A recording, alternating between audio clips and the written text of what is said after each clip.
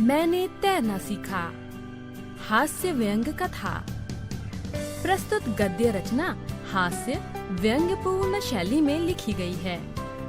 लेखक ने आत्मकथात्मक शैली में तैरना सीखने से संबंधित अनुभवों का वर्णन किया है। मूर्तिकला, चित्रकला, काव्य कला, संसार में अनेक कलाएं हैं। सबका अलग अलग माध्यम है। कवि ना होकर भी काव्य कला का ज्ञान आपको हो सकता है।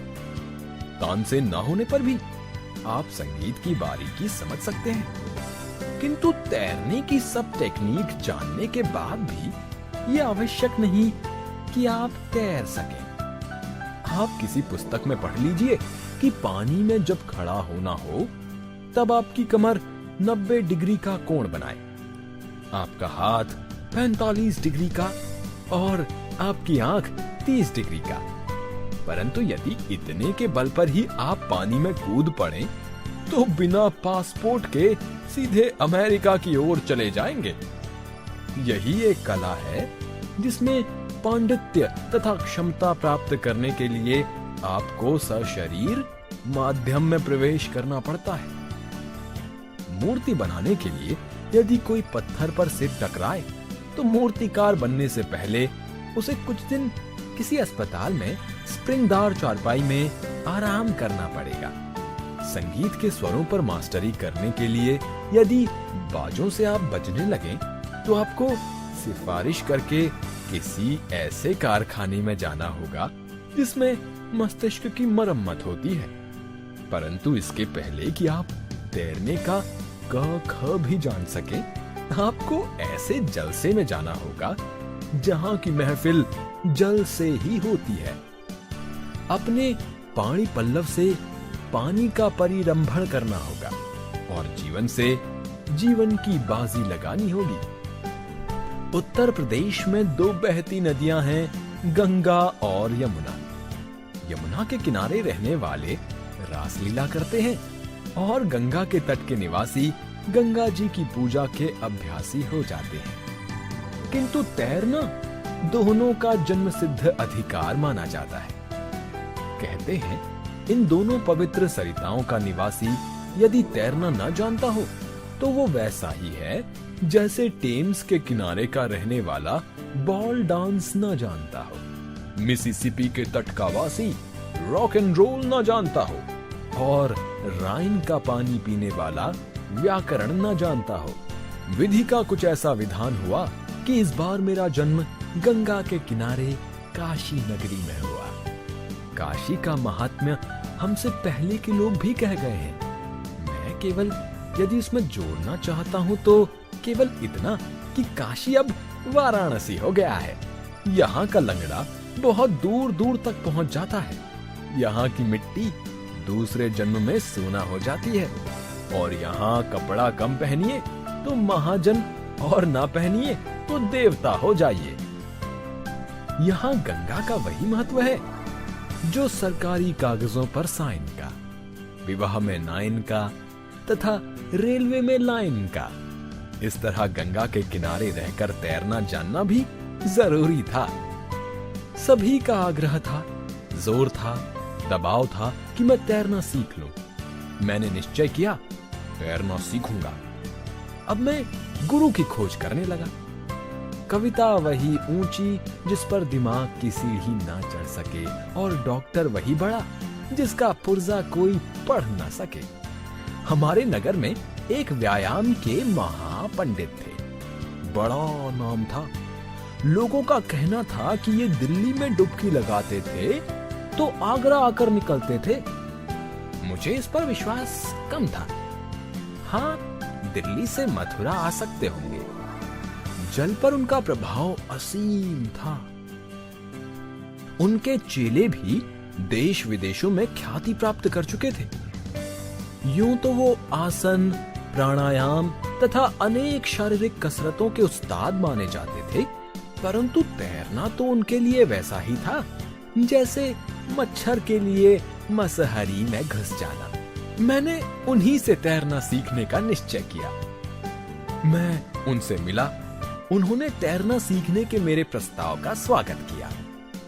5 मिनट तैरने के लाभों पर भाषण भी दिया। 2 अवसरों पर मुझे जान पड़ा कि भाषण की बीमारी बहुत व्यापक है, रक्तचाप रोग के समान। मैं समझ गया कि संसार से सारे रोग दूर हो सकते हैं, देशों की आपसी लड़ाई बंद हो सकती है, चंद्रमा पर धान की खेती हो सकती है, किंतु भाषण देना बंद नहीं हो सकता। भाषण में उन्होंने तैरने के जितने लाभ बताए उतने किसी विटामिन से संभव नहीं, ना किसी इंजेक्शन से, ना मंत्र से। उन्होंने कुछ लेना स्वीकार नहीं किया। तैरने की शिक्षा देने में उनका एकमात्र उद्देश्य देश की सेवा थी। युवकों को देश सेवा के योग्य बनाना था। शांति में, युद्ध में, यात्रा में, प्रेम में तैरने का महत्व ही नहीं, उपयोगिता भी थी, जिसकी सूची यहां देना आवश्यक नहीं है। शनिवार का दिन था, मई का महीना और 5 बजे संध्या का समय। गंगा के तट पर पहुंचा। मेरे भावी गुरु वहां उपस्थित थे और भी 2-3 शिष्य जिन्हें तैराकी कला में पारंगत होना था, वहां जांघिए पहने घाट पर मौजूद थे। जानकारी के लिए बता देना आवश्यक है कि वाराणसी में गंगा के किनारे सड़क से जल तक पत्थर की सीढ़ियां बनी हैं, जैसे पुराने जमाने में रोम में थिएटर होते थे। मंच के चारों ओर सीढ़ियां बनी रहती थी, जिन पर साधारण लोग बैठकर तमाशा देखते थे। पानी के ऊपर सीढ़ियों पर बैठकर लोग मालिश कराते हैं, हजामत बनवाते हैं। सवेरे 12 महीनों और गर्मी के दिनों में संध्या को भी यहाँ युवक और युवती, बालक और बालिका, वृद्ध और वृद्धा एकत्र रहते हैं। वाराणसी में इसका वही महत्व है जो कोलकाता में चौरंगी का, मुंबई में चौपाटी का, लखनऊ में हजरतगंज का और दिल्ली में कनॉट सर्कस का। इसी स्थान पर मुझे तैरना सीखना था।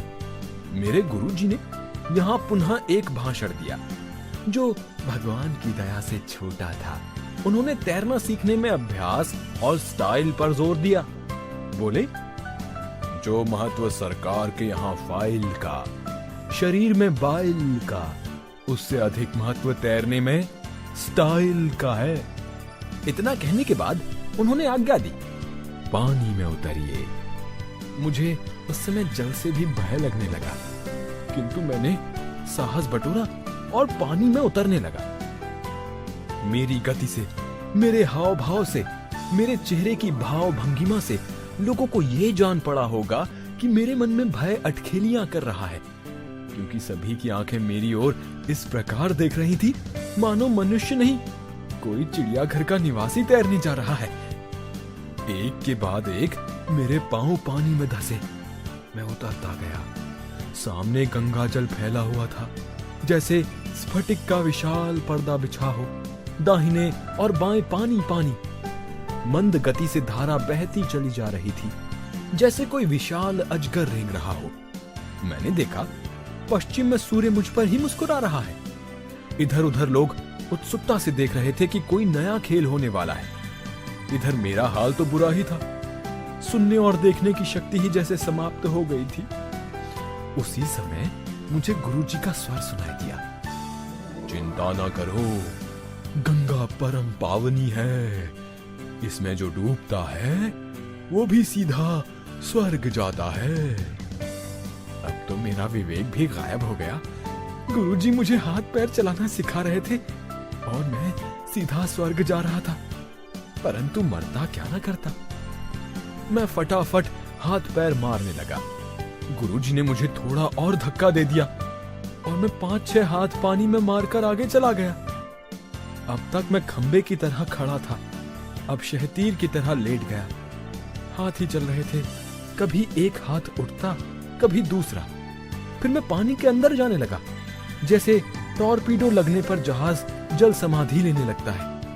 मेरी आंखों के आगे लाल सागर लहरा रहा था।